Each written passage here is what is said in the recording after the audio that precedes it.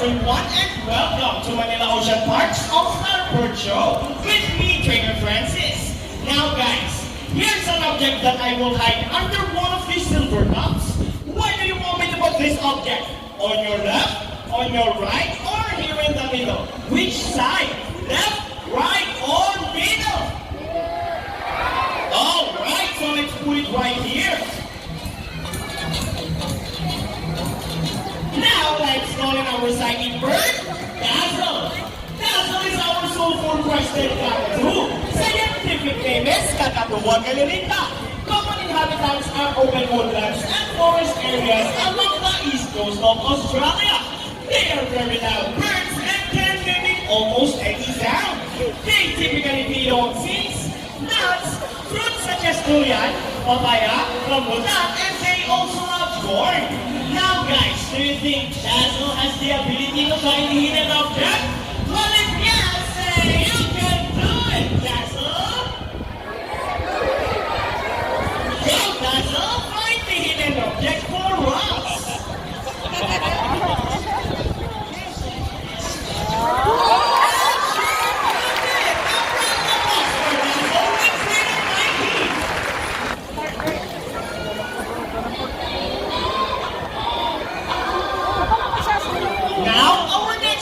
Birds are just like any married couple.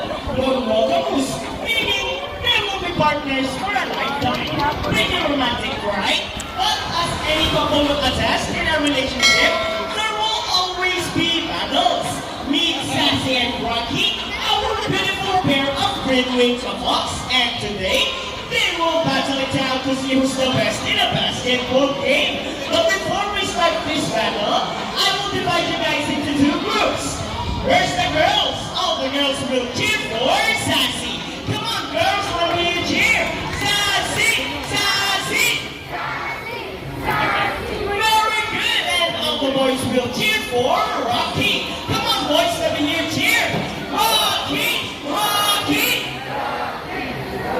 Very well. Snowbirds ready? Trainers ready? Set, go! Here comes the Rockers. First ball, first ball.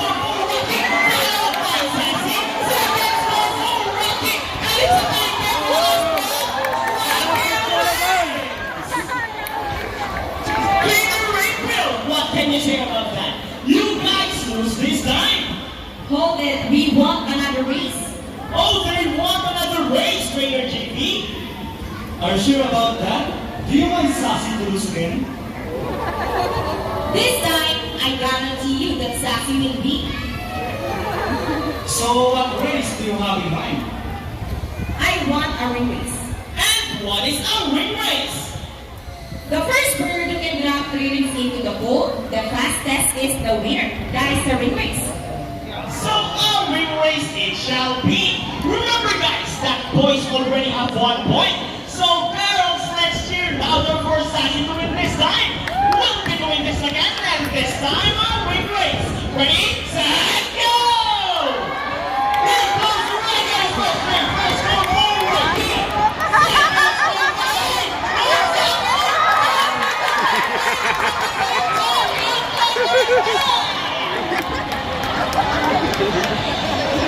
And the winner is Trainer Jamie. What can you say about that? 3 rings at the same time. Hey, you guys cheated. Oh, he thinks you cheated. No, we didn't cheat. Sassy used her brain. Oh, is it true that girls are more intelligent than boys? Of course!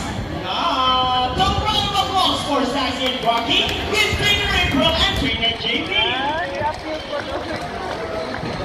Our next highlight bird was rescued by DNR from illegal traders and was donated here in Manila Ocean Park. So without further ado, let us all welcome our Philippine hornbill. Here comes Jane! Scientific name is Buceros hydrocorax, also known as Rufus hornbills. They are locally known as These birds birds can be found in Basilan, Biliran, Samar, and Leyte. In the wild, Rufous hornbills can do long-distance flight. In fact, they can travel from one continent to another. Amazing, right? A round of applause for our Rufous hornbill. Gee! Now guys, who knows that? Everyone here knows addition, right? Because this makes part of our program will leave most people baffled and amazed, even as trainers. Do you think birds can do math? Well, before we call in our mathematical wizard, I'll be needing two numbers between 1 to 15. Any numbers between 1 to 15? Alright, so the first number is number 25. How about the second number? What number? Alright, so the second number is number 4. So the equation is 25 plus 4. Let's see if our mathematical wizard can solve this equation. But first, Trainer JB will shuffle the numbers.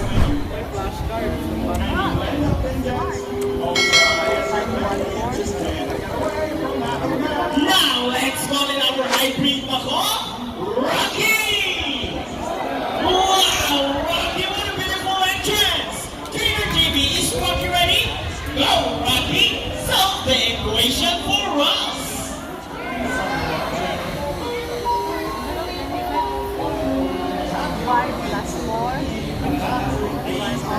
Come on, Rocky boy, do the math!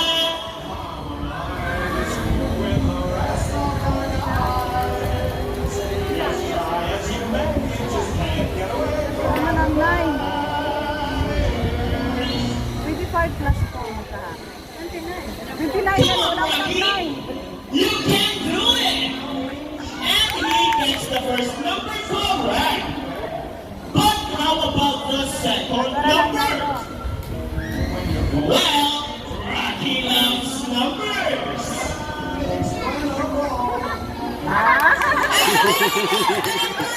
So 25 plus 4 is equals to 29! A round of applause for Rocky with Trainer JB! Now guys, we need an adult volunteer with 500 peso bill.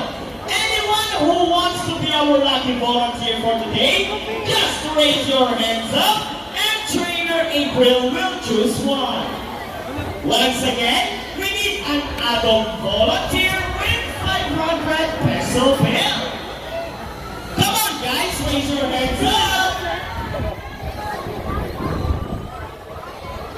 Alright, I think we got one. You will notice that the birds in our show are mostly parrots. It is because they are highly intelligent, charismatic, colorful, and musically inclined. They have a very good memory and can remember. First off, what is your name? My name is Michelle. A round of applause for our volunteer, Miss Michelle. Now, may I have your 500 peso bill? And kindly follow me here in front. Ma'am, all you have to do is stand here in front, over here, facing this way, and extend your left arm just like this. As I put your money between your fingers.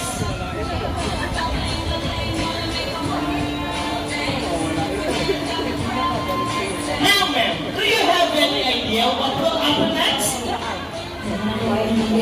Let's see. Now, let's join our money bird, Buddy.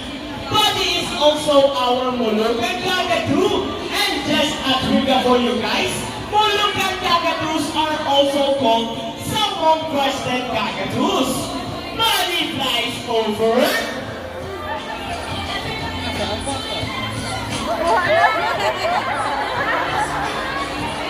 Oh, he gets the money and flies back. And I think, Buddy, that's the one I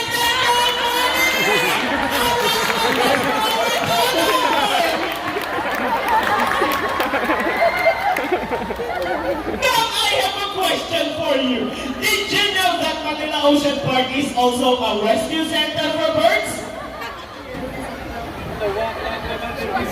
Did you know that Manila Ocean Park is also a rescue center for birds? No. Well, now you know that your money will go a long way, and we are very, very grateful. You may now go back to your seat and enjoy the rest of the show. Bye! Anyone else? A 1,000 peso bonus hand. No more? Miss Michelle, excuse me. Miss Michelle, are you okay? Are you sure? Why do you look so sad? No, Mom, we're just kidding. It's all part of our show. Please come back here in front and we'll give your money back. Now, Buddy is saying something. Before Buddy gives your money back, Buddy wants to give you a kiss. Is it okay? Wonderful. Now stand here in front, look at your camera and offer your key. Open your hand, just open your palm and look at the camera. Smile. And there is your money. A round of applause for our volunteer and Buddy. Ladies and gentlemen, now that you have seen our intelligent parrots and fantastic hornbill, we would like to show you another species of bird here in Manila Ocean Park. Birds of prey, or also known as raptors, hunt and feed by other animals. The term raptor came from the Latin word rapere, meaning to seize or to take by force. These birds are characterized by their keen vision that allows them to detect prey during flight. They also have powerful talons and beak. Ladies and gentlemen, please look to your left. Presente, our Philippine Eagle Owl. Here comes home.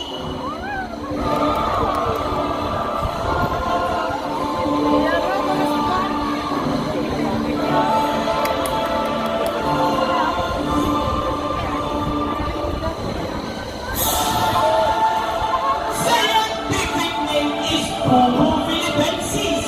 These birds can be found in Bohol, Samar, Leyden, Catanduanes, and possibly in Sibuya. Now let's see.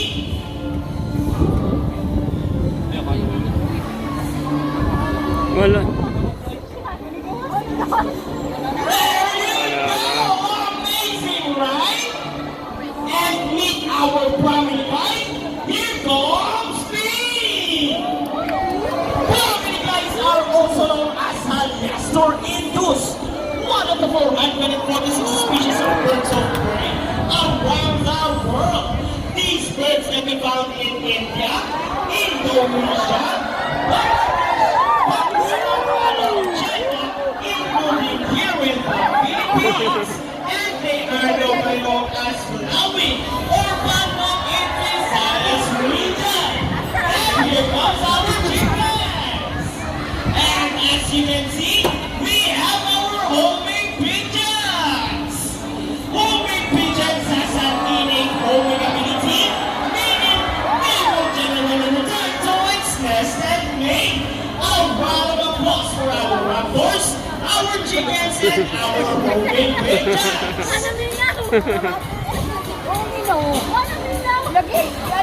Here in Manila Ocean Park, we believe there is hope. We only not try to take care of our friends in the sea, but also in land and air as well. Now guys, who knows the 3 R's? It's Redwood, Radius, and Recycle. Very good. So here comes our lovely bird once again, and he will show us the proper waste disposal. Go, buddy.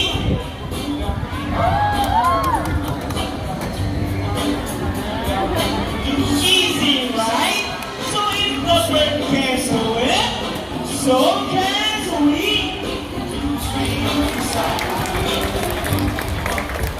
Ladies and gentlemen, we hope you all enjoyed our show. Are the birds spectacular? Well, in our own way, no matter how small the effort, let's take action in saving them from exploitation or even extinction.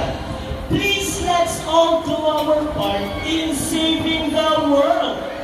Because remember, this is the only home we've got. Now, let me present to you the birds and the trainers who made this show possible. Trainer April with Buddy. Trainer Mikey with Ho. Trainer JB with Speed. And once again, I am Trainer Francis. Thank you and good.